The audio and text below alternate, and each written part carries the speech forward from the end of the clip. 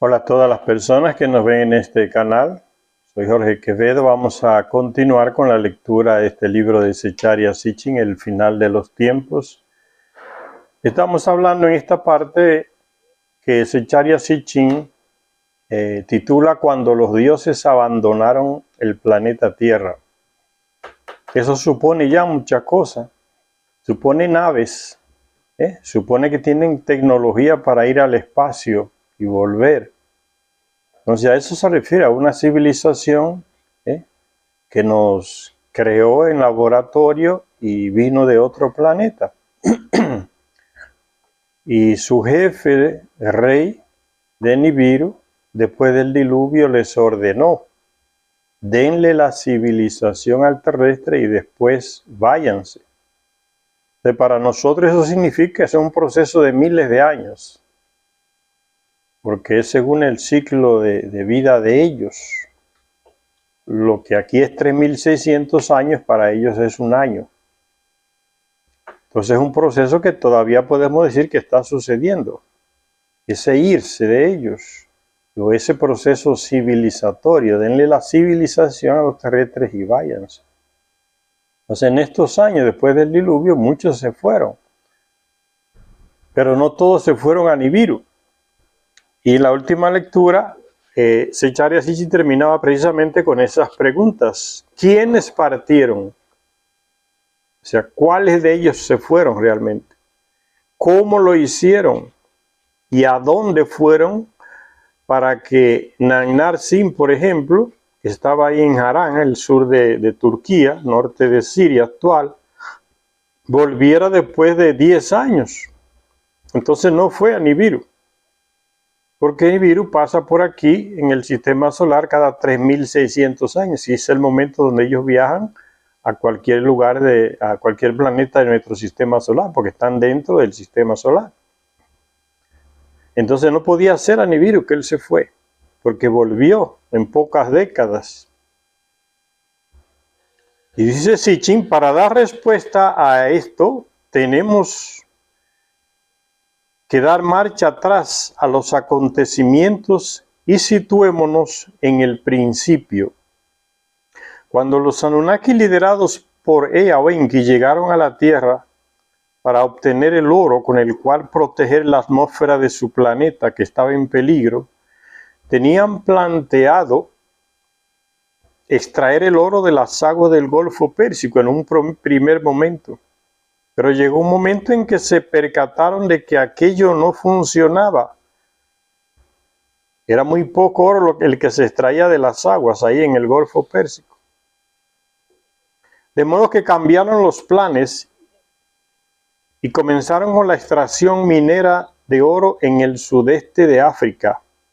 Extracción de oro en las minas, un trabajo horrible para ellos que nunca lo habían hecho. Insoportable, peor que un esclavo. En el sudeste de África, lo que hoy es Namibia, por ahí se han encontrado, los arqueólogos de varios países han encontrado que se hizo trabajo minero en túneles con una profundidad tremenda, miles de años atrás, y se preguntan, ¿quién hizo eso? ¿Quién trabajó minas por aquí? Hizo extracción de mineral en un tiempo tan remoto. Está aquí en las tablillas, y ellos no creen porque no le dan la gana.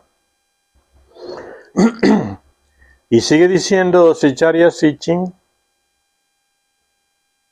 que fundieron y refinaron en el Edín, el futuro Sumer, Edín en la región de Sumeria, ahí en lo que hoy es Irak. Ahí elaboraron todo un proyecto metalúrgico con una ciudad donde se refinaba el oro, donde se recibía el oro, donde se separaba el oro de otros metales de la tierra, que era llevado desde África en submarinos hasta allá al Golfo Pérsico, y entraban por el río Éufrates hacia la ciudad donde se refinaba el oro, en esa región del Edín. El número de los Anunnaki se incrementó debido a esa extracción del oro. Llegaron más. Ya como se le dijo en una lectura anterior, el problema era que los que llegaban pensaban que venían a una aventura distinta en un planeta extraño que no conocían. Imagínense la ilusión que se le mete aquí a un grupo de jóvenes que están aquí en la Tierra y se le dice, mira, pues, hay un espacio para que muchos, los que quieran, puedan ir al planeta Venus a hacer un trabajo allá. Entonces, todo el mundo quiere salir de su planeta, subirse en una nave. Esa es una ilusión, ser los primeros.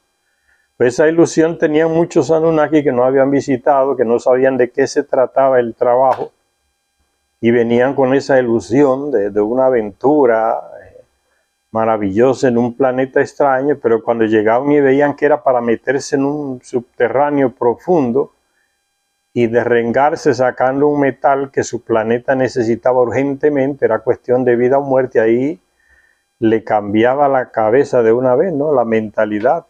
Y muchos, pues, como no estaban nunca acostumbrados a trabajar, a hacer ese trabajo, se rebelaban y decían claramente, esto es inaguantable. Y muchos entonces volvían a Nibiru, pero se enviaba a otro grupo, porque el oro era necesario. Era cuestión de vida o muerte para el planeta, enviar oro desde acá. Entonces el rey Anu no podía parar la extracción del oro. Entonces había un control de la información. Los que llegaban no informaban completamente qué era lo que se hacía aquí. Entonces los que venían con esa ilusión. Cuando ya estaban aquí ya era o meterse a trabajar el oro o ser castigados, ¿no? Y eso le pasó a los llamados dioses, ¿no? Que tuvieron ellos mismos que por miles de años extraer ese oro de esas profundidades de las minas en el sudeste de África. Dice, el número de los Anunnakis se incrementó hasta 600 en la Tierra, más otros 300 que residían en Latmu o Marte, a los que se le llamaba Igigi, que operaban las naves celestes y la estación de Marte. Se construyó una estación de paso en Marte para enviar el oro desde aquí a la estación de paso en Marte y de Marte entonces a Nibiru. Ya se han encontrado ruinas en Marte de construcciones antiquísimas. Son ellos, eran ellos. Era una estación de paso donde vivían con todo lo que necesitaban, ¿no? Para el espacio puerto, para recibir las naves desde acá. Entonces era una colonia de ellos viviendo allá. Y Zecharia Sitchin nos va diciendo estos detalles porque así él va respondiendo a la pregunta ¿a dónde fueron? Por ejemplo, ¿a dónde fue Nanar Singh, que ya en cuestión de 2 o 3 décadas estaba aquí de vuelta? Entonces no fue a Nibiru. Porque como ya les explicaba, Nibiru entra aquí en el sistema solar cada 3.600 años. Y él apenas pasó 2 o 3 décadas fuera de su ciudad, de su residencia ahí en Harán, y volvió. Entonces no fue a Nibiru, por eso. Entonces a través de este desarrollo, de lo que pasó al principio cuando ellos llegaron, Zecharia Sitchin va a ir dando respuesta. ¿A dónde fueron? ¿Quiénes se fueron? ¿Cómo se fueron?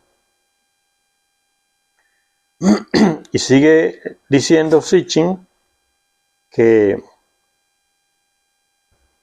hablando de la estación de paso en Marte, desde donde podría lanzarse con más facilidad la nave espacial de larga distancia hasta el planeta Nibiru que estaba dentro del sistema solar. Entonces, cada 3.600 años, que para ellos simplemente es un año, ellos mandaban un cargamento de oro a Nibiru, en una nave grandísima que salía de Marte e interceptaba el planeta que estaba dentro del sistema solar en ese tiempo. Después tenían que esperar otro 3.600 años de la Tierra, que para ellos es un año, hasta que Nibiru entrara de nuevo aquí en nuestro sistema solar para volver a enviar otro cargamento. Dice, Enlil, el hermanastro de Enki y rival suyo en la sucesión por el trono, llegó a la tierra y fue puesto al mando de la expedición que había comandado Enki, el que llegó primero con 50 de ellos. El plano de Enki de mandar oro extraído desde los pantanos y del Golfo Pérsico no dio muchos resultados, fue muy poco. Entonces, él mismo sugirió que había descubierto minas en África, entonces había que hacer un trabajo distinto, no ahora marítimo, sino subterráneo. Viendo esa situación, Anu en Nibiru decide enviar a su hijo, que es un tipo especial para comandar a personas. Enki no tenía como esa capacidad. Enki era más un científico. Entonces Enlil viene con una capacidad tremenda de organización, de disciplina, y asume el mando que tenía Enki. Eso ya va cerrando, empeorando la situación de rivalidad que existía entre ellos dos, por la cuestión de la herencia del poder en Nibiru.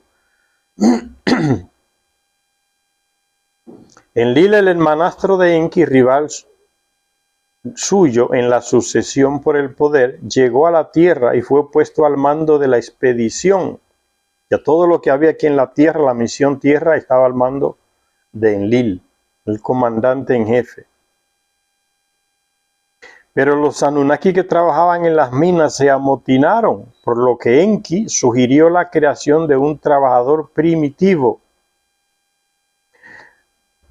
Su plan fue aceptado por Anu y a regañadiente por Enlil, que no estaba de acuerdo. Enlil simplemente quería que Enki creara, que era un científico tremendo, creara herramientas para que los Anunnaki no tuvieran que meterse en esos socavones profundos en la tierra para extraer el oro. O sea, que le facilitara el trabajo. Enki dice no, a ese plano de Enlil, dice no, yo tengo otra sugerencia, es crear un trabajador primitivo que nos sustituya, que sustituya a todos los Anunnaki que están en las minas. Crear a otro ser, Enlil nunca lo aceptó, pero Anu, el rey de Nibiru, y sus consejos dijeron, ok, eche adelante el proyecto, porque no hay otra alternativa, Enlil no tiene otra alternativa. Dice entonces, porque ahora Sechar Hitchin está resumiendo lo que pasó al principio para responder a las preguntas. ¿Quiénes partieron? ¿Cómo lo hicieron? ¿A dónde fueron? Y sigue entonces así a nivel general diciendo Sechar Hitchin, resumiendo la aventura de esa gente de llegar aquí al planeta y extraer oro.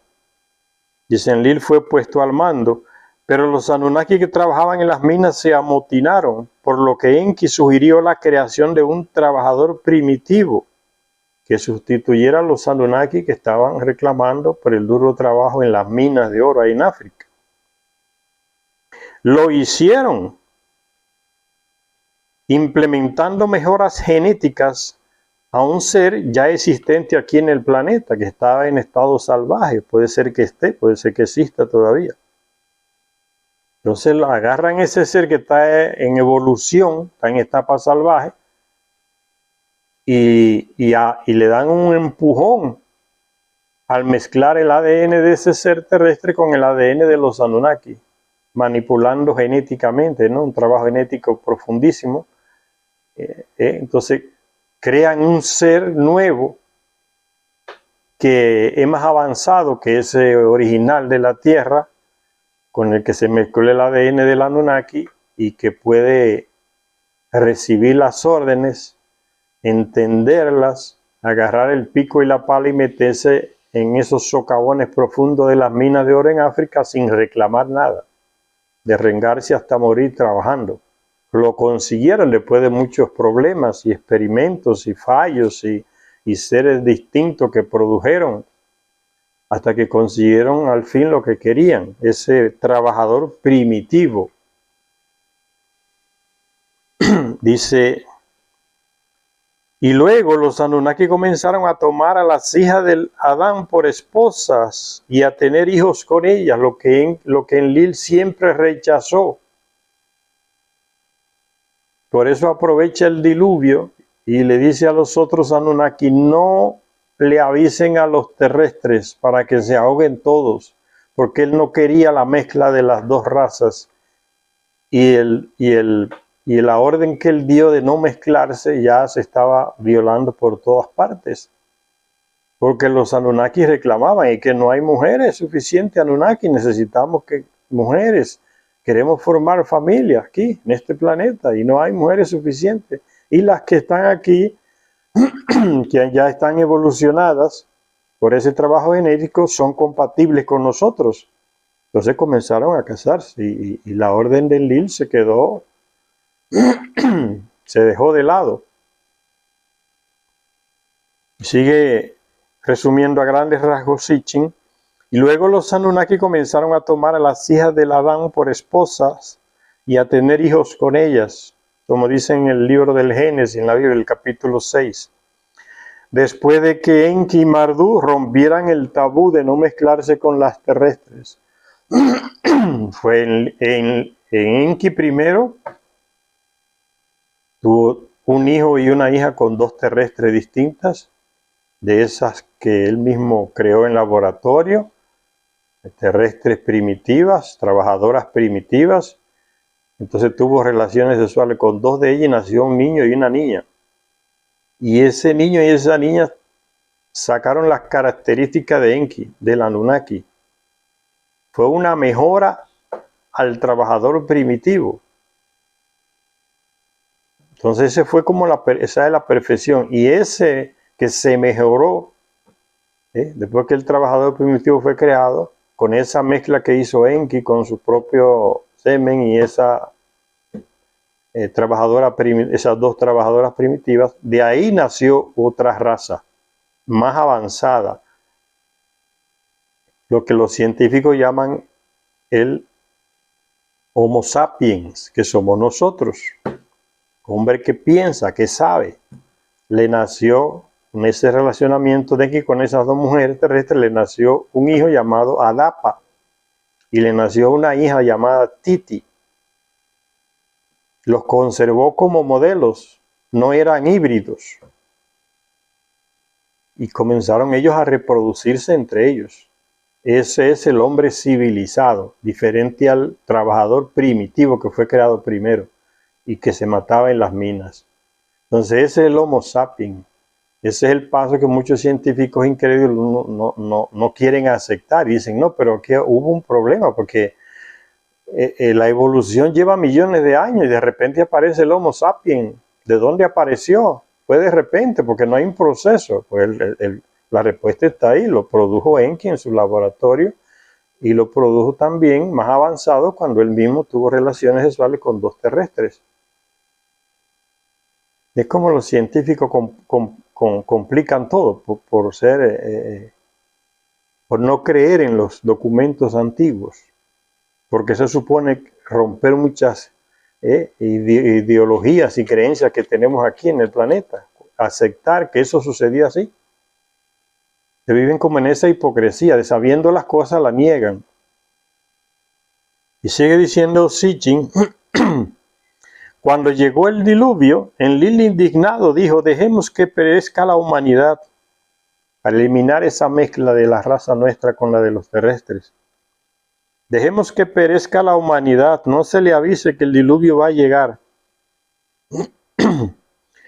Pues la maldad del hombre era grande en la tierra, eso lo dice el texto bíblico del Génesis, pero se está refiriendo a la violación del decreto de que se mezclaran las dos razas.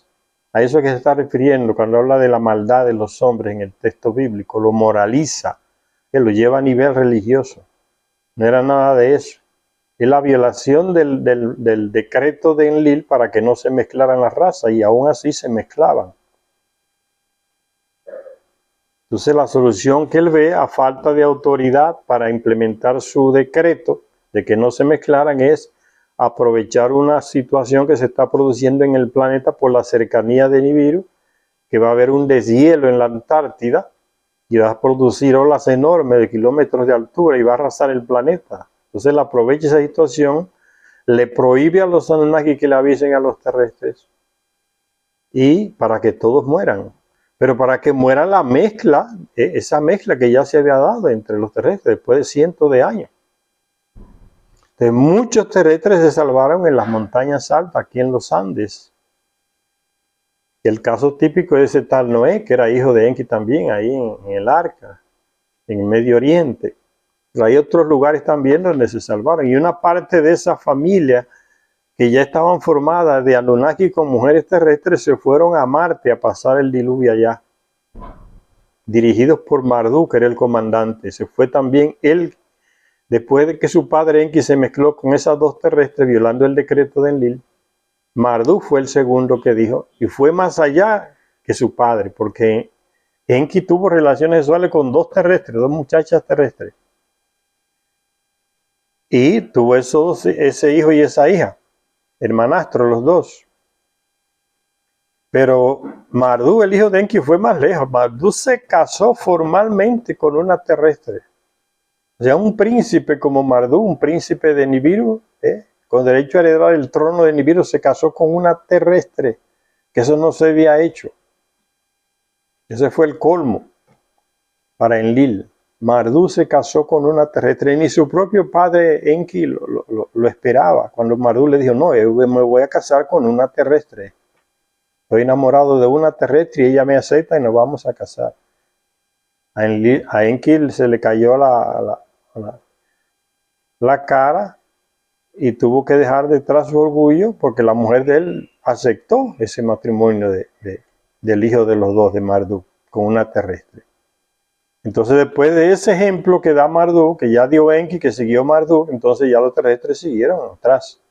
Y es el texto, y eso es lo que dice en el Génesis 6, ¿no? Cuando los hijos de los dioses se casaban con las hijas del Adán, descendientes de Adapa y Titi. Entonces sigue diciendo Sitchin, cuando llegó el diluvio, Enlil indignado dijo, dejemos que perezca la humanidad. Fue un decreto que lanzó. Aquí dice la Biblia. Él dijo, no, fue un decreto que lanzó como comandante en jefe. Les prohibía a todos revelar el secreto que todos ellos sabían, menos los terrestres.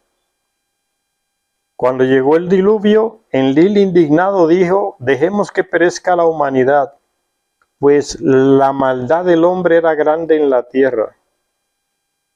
Y ahí hay una manipulación moral del texto original que son las tablillas sumerias y babilónicas, donde Enlil da la orden de no violar su decreto, no comunicar el secreto a los terrestres.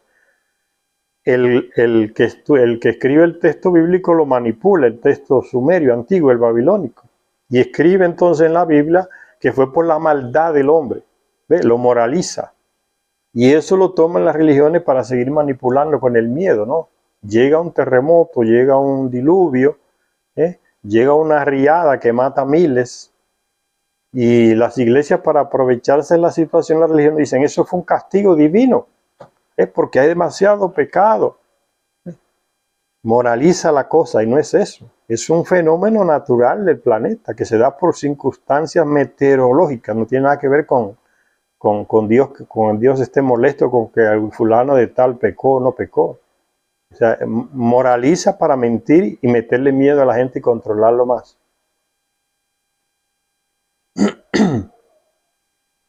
Y sigue diciendo Sitchin, el diluvio que había barrido la tierra inundó también las minas de oro en África, pero dejó al descubierto una veta madre de oro en las montañas de los Andes. Es como un destino, ¿no?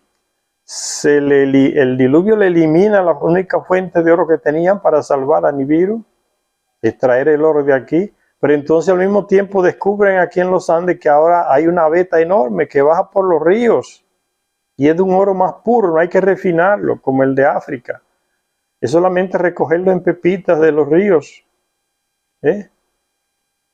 y enviarlo desde Tiwanaku, ahí es donde estaba el centro de Enlil, directo a Nibiru o a Marte. ¿Sí? Se le destruye una cosa y se le abre otra alternativa. El diluvio destruye todas las minas, las inundó ahí en África, pero dejó al descubierto una veta madre de oro en las montañas de los Andes, en Sudamérica.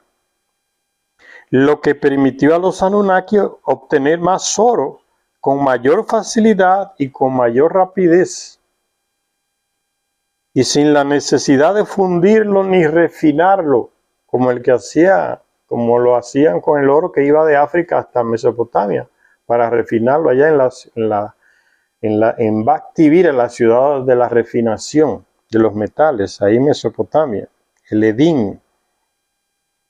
Entonces, oro que bajaba de las montañas de los Andes, en pepitas finas, puras, y solo había que cernerlas, como un cernidor, como se sigue haciendo hasta el día de hoy. Uno entra un cernidor en el agua, saca la arena y va cerniendo con agua hasta que solo queda el oro. Eso lo crearon ellos. Se le enseñaron a los primeros terrestres que descubrieron ellos mismos que habían sobrevivido al diluvio en las montañas de los Andes. Y los tomaron para que les recolectaran el oro. Y el terrestre no le daba valor a ese metal. No usaba eso como moneda de cambio, eso no existía. Por eso cuando los españoles le preguntaban a los incas de quién es ese oro, le enseñaban con el dedo hacia el cielo, de los dioses. Esta gente. Los españoles nunca entendieron eso, de los dioses. ¿A quién se están refiriendo?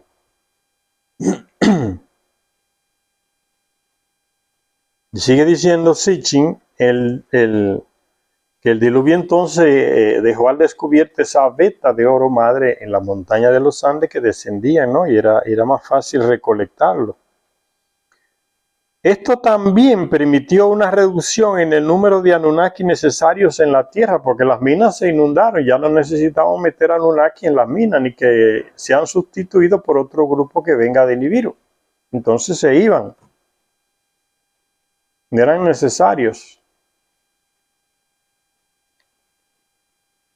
Esto permitió una reducción, este descubrimiento del oro en los Andes permitió una reducción en el número de Anunnaki necesarios aquí en el planeta Tierra. En su visita de estado en los alrededores del año 4000 a.C., el rey Anu de Nibiru y Antu, su esposa, visitaron las tierras auríferas postdiluvianas, después del diluvio, como ya se dijo, ¿no? ¿De dónde sacaban los Anunnaki el oro después del diluvio? En los Andes, ahí en Tiwanaku. Y ahí hizo Anu una visita con su esposa Antu. Fíjense, hasta el año el año 4000 a.C. Llegó el rey de Nibiru con su esposa a visitar los Anunnaki y a ver personalmente dónde estaban extrayendo el oro ahora, que era más puro.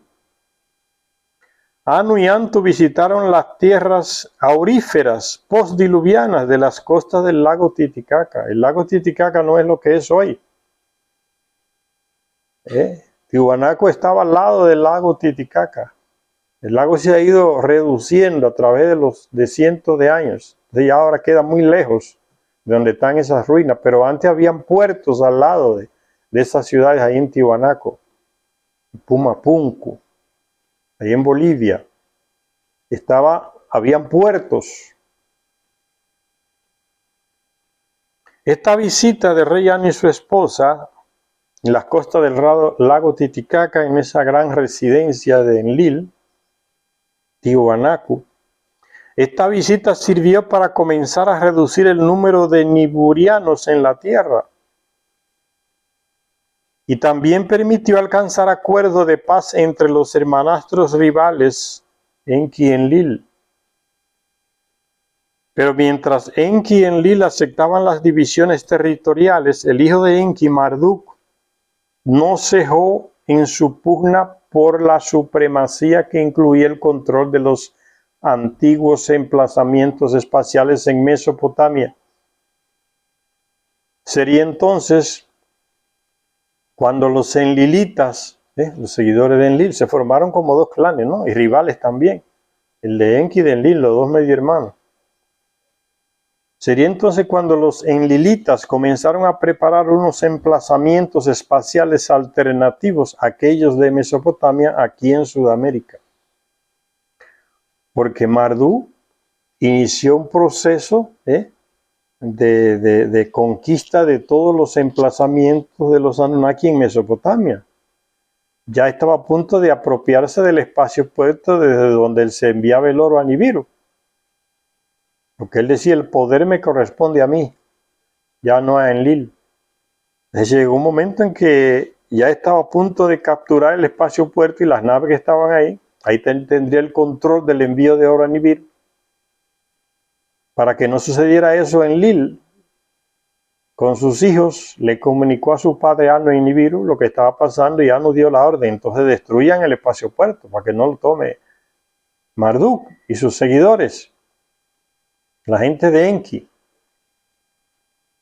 Porque el asumir el control del espacio puerto aquí, señores, era una cuestión de geopolítica planetaria. El que controlaba el oro aquí para enviarlo a Nibiru podía reclamar el poder en Nibiru, porque si el oro no se enviaba a Nibiru, no se salvaba el planeta Nibiru, no se cerraba el agujero en la atmósfera de Nibiru. Si Marduk era contrario a Enlil, tomaba el control del espacio puerto, iba a tener el control del envío de oro a Nibiru, y podía decir, no envío oro, o me entregue el poder en Nibiru, o no llega oro, y el planeta que se pierda. Entonces Anu da la orden, entonces destruyan el espacio puerto, si ya lo va a tomar, que ni será de él ni será de nosotros, destruyanlo. Y ahí viene el ataque nuclear y destruyeron el espacio puerto que estaba en el Sinaí, en un monte. El monte se convirtió en una llanura de piedras quemadas, lo derritió completamente. Nunca más se levantó ese lugar ahí como espacio puerto. Allanaron una montaña entera con el ataque nuclear. Hasta el día de hoy están las marcas de piedras quemadas en toda esa región, desde el Sinaí, pasando por Arabia Saudita, llegando hasta el Golfo Pérsico, está la marca de piedras quemadas de ese ataque. Cuando el espaciopuerto postdiluviano del Sinaí fue arrasado con armas nucleares en el año 2024 a.C., las cosas tienen fechas, no son invenciones, no es mitología, no es leyenda, es historia. Cuando el espaciopuerto postdiluviano del Sinaí fue arrasado con armas nucleares en 2024 a.C., las instalaciones de Sudamérica, las únicas que eran operativas para recolectar y enviar oro en naves, habían quedado en manos de Enlil y sus seguidores. Y así, cuando los frustrados y disgustados líderes Anunnaki decidieron que había llegado la hora de partir, ya había sanado la herida en la atmósfera de Nibiru por el oro que se llevó desde Tiwanaku, el oro de los Andes. Entonces ya no era necesario enviar más oro. Entonces podía cumplirse la ONU que Anu dio. Denle la civilización al terrestre y váyanse. Ya no hay que enviar más oro. Se sanó el planeta, se curó la herida. Y así, cuando los frustrados y disgustados líderes Anunnaki decidieron que había llegado la hora de partir, unos utilizaron el lugar de aterrizaje, mientras que otros, ahí en el Líbano, quedaba ese lugar de aterrizaje operativo, mientras que otros, quizás con un último gran cargamento de oro, utilizaron las instalaciones de Sudamérica, en el Tiwanaku y esa región por ahí. Acuérdense que no era un espacio puerto, el de los Andes, tan perfecto y tan bien elaborado, técnicamente, como el que había en el Sinaí, porque fue algo provisional, que ellos mismos decían, esto es provisional, esto es suficiente para que lleguen las naves, recojan el oro y vuelvan a Nibiru, a Marte. Entonces era algo más ordinario lo que se hizo ahí en los Andes.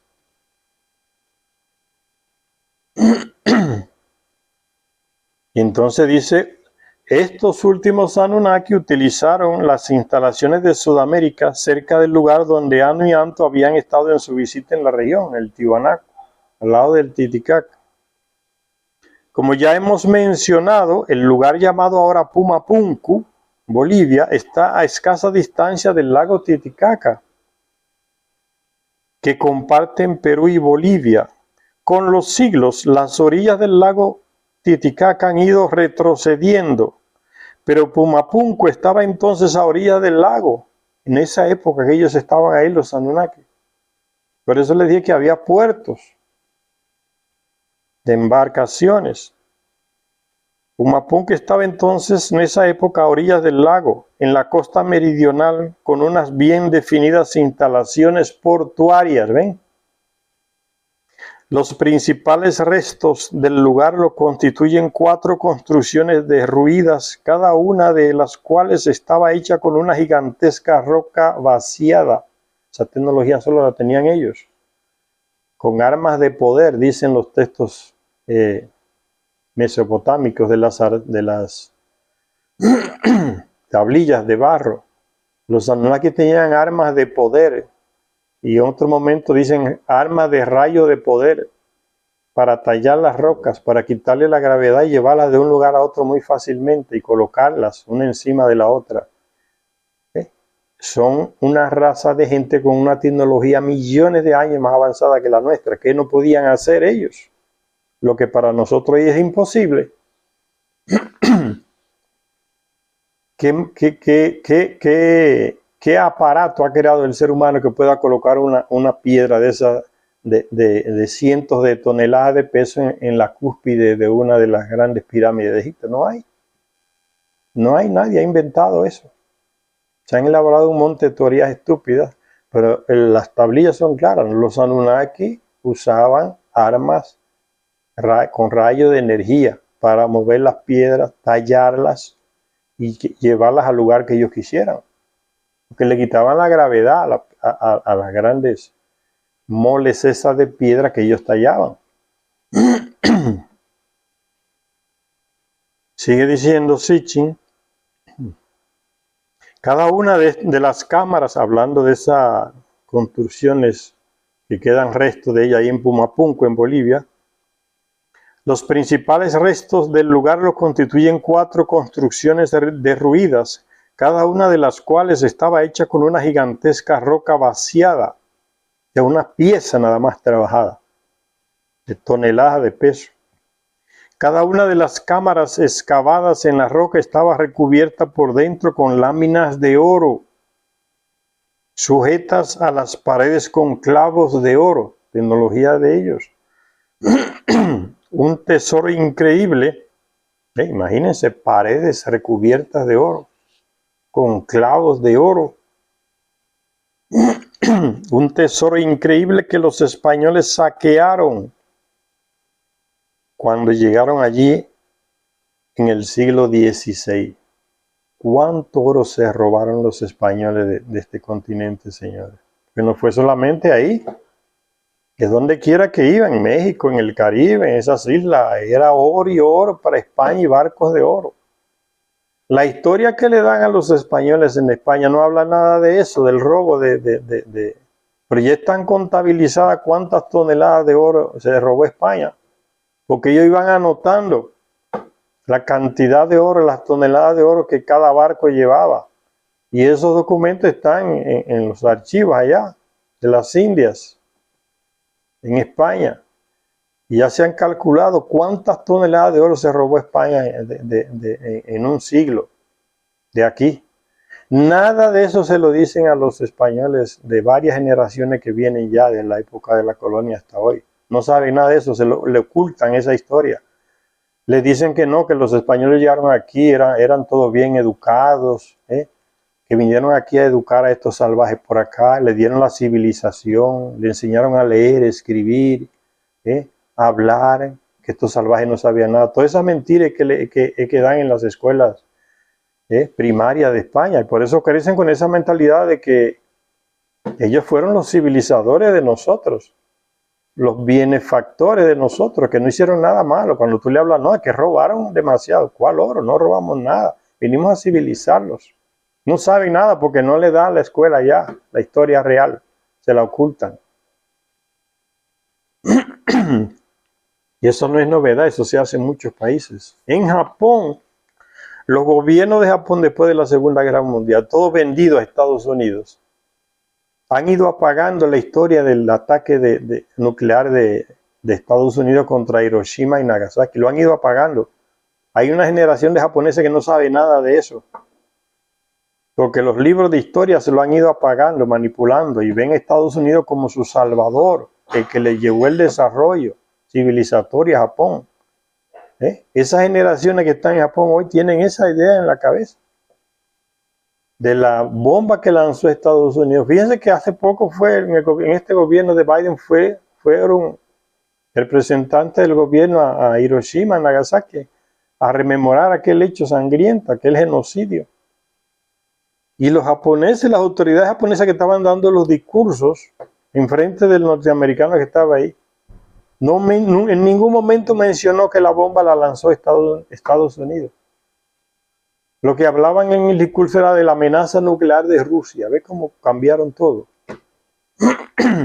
Nunca mencionaron que el representante entonces que estaba ahí representaba aquel imperio que le mandó la bomba a Hiroshima y Nagasaki. Ven como los mismos gobiernos vendidos van ocultándole la historia a su gente. Entonces ven a Estados Unidos como su salvador. Eso han hecho en España con las varias generaciones de españoles, manipulando todos los libros de la escuela. A todos esos que eran asesinos, violadores de mujeres, estupradores, ladrones, que vinieron de allá. En cada pueblecito donde ellos nacieron en España le tienen una estatua, porque para ellos es un héroe, porque le han ocultado lo que hicieron acá. Y tú le dices, no, si ese tipo juntó a un monte de caciques, los engañó y los metió en una cabaña y le metió fuego a todos. Y rodeó la cabaña con militares para que ninguno saliera y que el que saliera lo apuñalaba con las espadas. Eso no se lo cuentan. Entonces van creciendo con esa mentalidad de que no, ellos fueron personas buenas, educadas, que vinieron aquí a civilizarnos. ¿Por qué tenemos que pedir perdón? ¿Qué es eso? Perdón, como exige el gobierno de México y otros gobiernos, que pidan perdón por lo que hicieron en la colonización. Aquellos se quedan con la boca abierta. ¿Qué perdón? ¿Perdón de qué? Por civilizarlo. Así es que piensan. Fíjense lo que hace la manipulación de los textos antiguos. Por eso la importancia de leer estos libros para uno actualizarse y entender cuál es el origen de las cosas. No nos dejarse engañar por esa historia falsa que nos dicen. Desde pequeños nos van formando en una historia falsa. Y engañándonos. No, esto es leyenda. Eso son cosas leyendas, mentiras, mitología. Eso nunca existió. Esos son cuentos que han inventado esos antiguos. No tenían nada que hacer. Y una generación va creciendo con esa mentalidad de engaño. Entonces estos libros no le sabe a nada, como a relatos antiguos nada más. Sigue diciendo Sitchin entonces, tesoros, paredes cubiertas todas de oro de esos grandes templos o construcción de los Anunnaki, con clavos de oro. Todo ese tesoro se lo llevaron los españoles en sus barcos cuando llegaron. Porque los indígenas no le daban valor a ese oro. Ellos mismos le decían, no, es que ese mineral es de los dioses, nosotros no hacemos nada con eso. Es de los dioses y señalaban para el cielo. Y sigue siendo un misterio el modo en que se excavaron tales cámaras con tanta precisión y también cómo pudieron llevarse unas rocas tan enormes hasta su emplazamiento definitivo. Pero aún existe otro misterio en el lugar. Entre los hallazgos, está hablando de Pumapunco, en el Tiwanaku. Pero aún existe otro misterio en el lugar. Entre los hallazgos arqueológicos realizados allí, Sicharya Sitchin visitó ese lugar. Hay un gran número de extraños bloques de piedra tallados, surcados, angulados y conformados con una asombrosa precisión. Se pueden ver algunos de ellos en una figura que él coloca en el libro. No hace falta ser ingeniero para darse cuenta de que estas piedras fueron talladas, perforadas y conformadas por alguien con una increíble capacidad tecnológica. y un sofisticado equipamiento. De hecho, cualquiera dudaría de que en la actualidad se pudiera dar forma de tal modo a las piedras, que no hay tecnología que pueda hacer eso, que se hizo miles de años atrás. Tallar esas piedras así, colocarlas así, con esa orientación, con esa matemática, con esa geometría astronómica. Todo está bien, en la tecnología de ellos. Capacidad tecnológica y un sofisticado equipamiento. De hecho, cualquiera dudaría de que en la actualidad se pudiera dar forma de tal modo a esas piedras. Pero el desconcierto llega al paroxismo cuando uno se pregunta qué función cumplían estos milagros tecnológicos. Obviamente su objetivo, aunque nos es desconocido, debía de ser enormemente sofisticado. Si servían para fundir matrices de complejos instrumentos, ¿qué instrumentos podrían ser estos y quiénes los utilizaban? Para usted utilizar un instrumento nuevo, con una tecnología avanzada, usted tiene que estar preparado intelectualmente, a nivel de estudio y de conocimiento de cómo funciona ese aparato.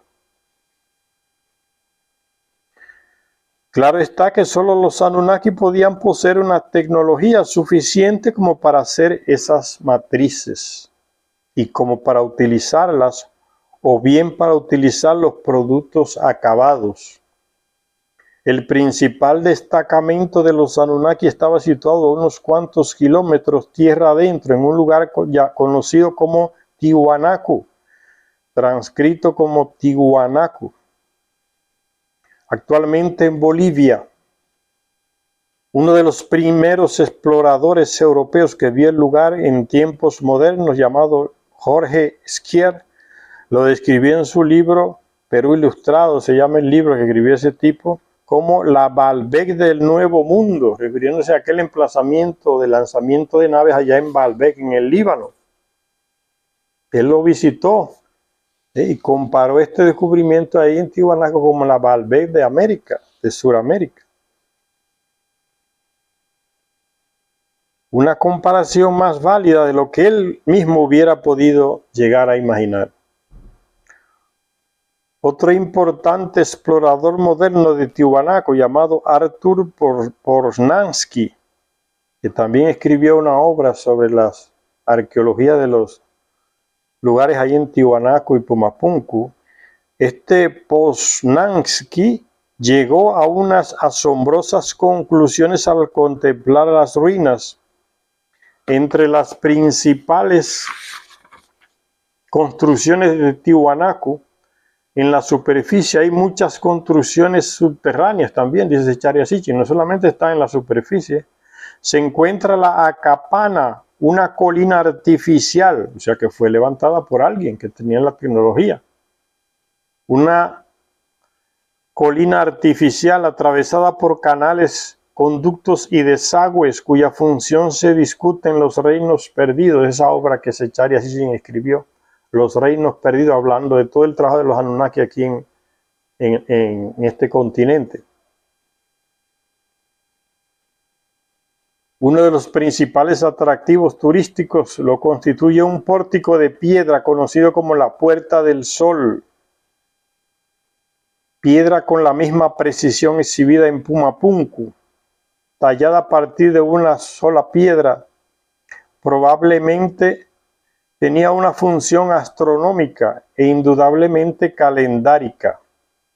Como indican las imágenes talladas en el arco, estos relieves están dominados por una imagen mayor del dios Viracocha, era uno de los Anunnaki, de los jefes Anunnaki, un Viracocha, que tiene en las manos unas armas de rayos que emulan claramente las armas de rayos que aparecen en las inscripciones en piedra de Mesopotamia, representando a un hijo de Enlil llamado Teshub o Adad,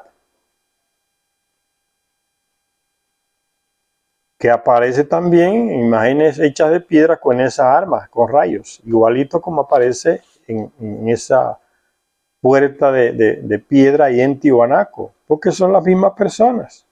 los seguidores de Enlil, los descendientes de Enlil, como era Teshub o Adad. De hecho, en Los Reinos Perdidos, esa obra que escribe Sitchin, llegué a sugerir que se trataba de Adad o Teshub, como era conocido allá en Mesopotamia. Vamos a dejarlo por aquí, hablando de esta puerta del sol, ahí en Pumapunco. En la próxima lectura continuamos con esta respuesta que va dando Zecharia Sitchin, de a dónde se fueron, quiénes se fueron. Gracias a todas y a todos los que nos ven en este canal. Hasta la próxima lectura.